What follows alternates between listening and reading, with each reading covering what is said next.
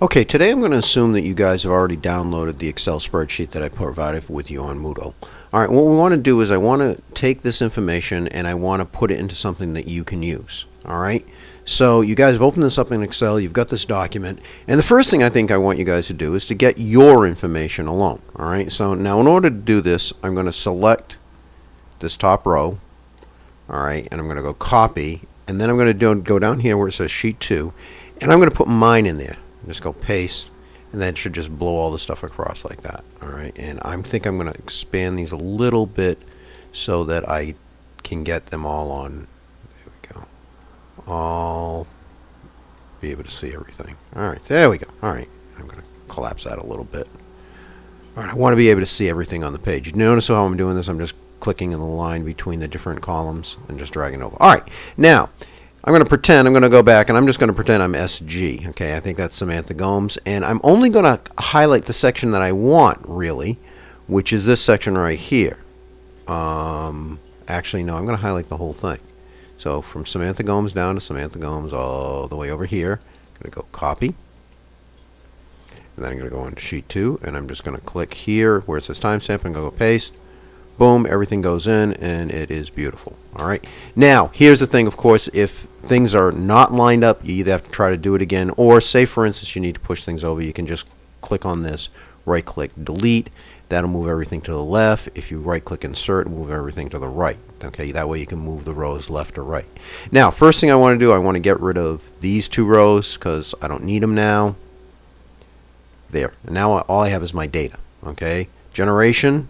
The number of kids with the FF genotype, number ones with the small f genotype, and number ones with the big F, little f genotype. Now let me show you what I'm going to do. Now this is going to be, in here I'm going to put number of large F, whoops, should have been number sign, number of large F, which stands for furry, alleles.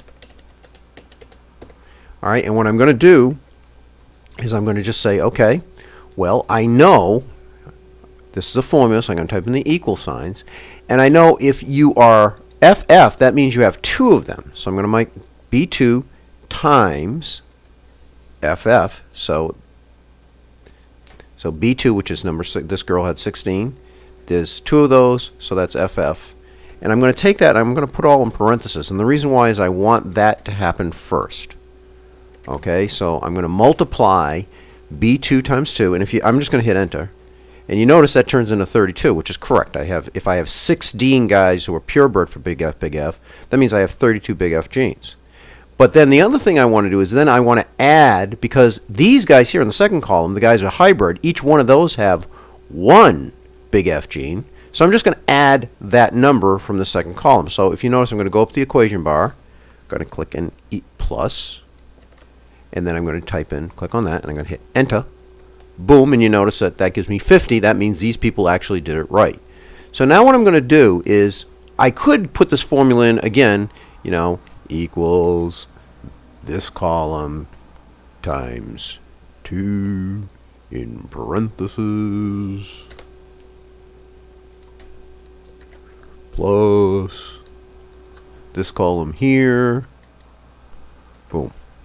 Alright. Now, one of the things you're going to notice is a little bit of a mistake here because somehow, out of nowhere, we got an extra F furry gene. Okay?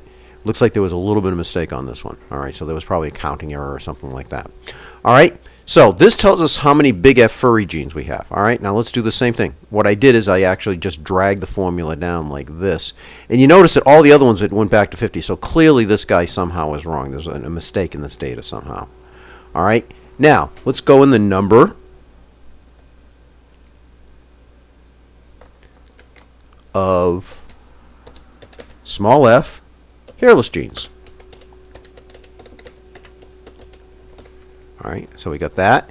And that's just going to equals, alright, it's going to equal this guy here, and then plus, and I'm kind of doing this in order, this guy times 2, okay? The homozygous guy times 2. But we want to make sure that this is, we do that first before we do the adding, so that's what I'm going to do.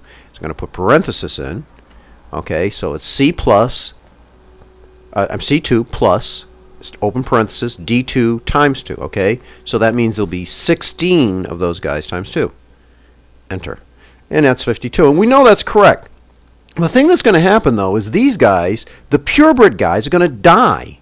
Okay, because being hairless out in the wild is a really, really bad idea. And you notice at first we start off with 50 and 50, but what happens once we start pulling those genes out, the frequency of those genes in the population drops dramatically. All right, and every generation we lose a few more of them. All right, now, so that's how we get this. Now, all we need to do now is we're going to go, we want to calculate the total, so we're just going to go equals, all right, whoops, this is total genes, and this is equals this, okay, the number of furry alleles plus the number of furless alleles, and we're just going to drag that all the way down. All right, and you notice that the numbers drop off dramatically. I suspect that there may have been just bad luck in these guys, these last 3 guys, that what happened is after this point, nobody else wound up having, you just didn't wind up getting the genes coming together. All right, so that's basically how you calculate the number of genes in each population. All right, now you can do the same thing with your data, and that's what I want you to do. Now, the next thing is we're going to put in the percent of furry genes. And what's going to happen is the percent of furry genes, and this is where I have a problem with you guys. You really are bad at percentages, and I don't know why. I think you've been shortchanged on your education a little bit here. All right, because in order to figure the percent of furry genes, you have to figure out, okay, well, what percent of the total is the number of individuals, the number of furry genes, right? So is over of. So that means what percentage is 50 of 100. All right, and the way you do that, you just go equals this backslash that and hit enter. And that gives you 0.5%. And one of the things you're going to notice, or you should actually be thinking about this, every generation as you pull more of the furless genes out, what should happen to the furry genes? Well, let's drag down and see what happens. The number of furry genes gets larger. Now, you also notice that this is a decimal, and I'm not very smart. I don't like using decimals. And unfortunately, my toolbar doesn't have the decimal sign where it's supposed to be. So if you look up, you're going to notice a little percentage. I'm just going to click on the little percentage sign. You can't see it. It'll show up on yours, and it'll give you the percentages. And what you notice is a dramatic increase in the number of furry genes here. I'm going to do the same thing over here. Percent of furless genes.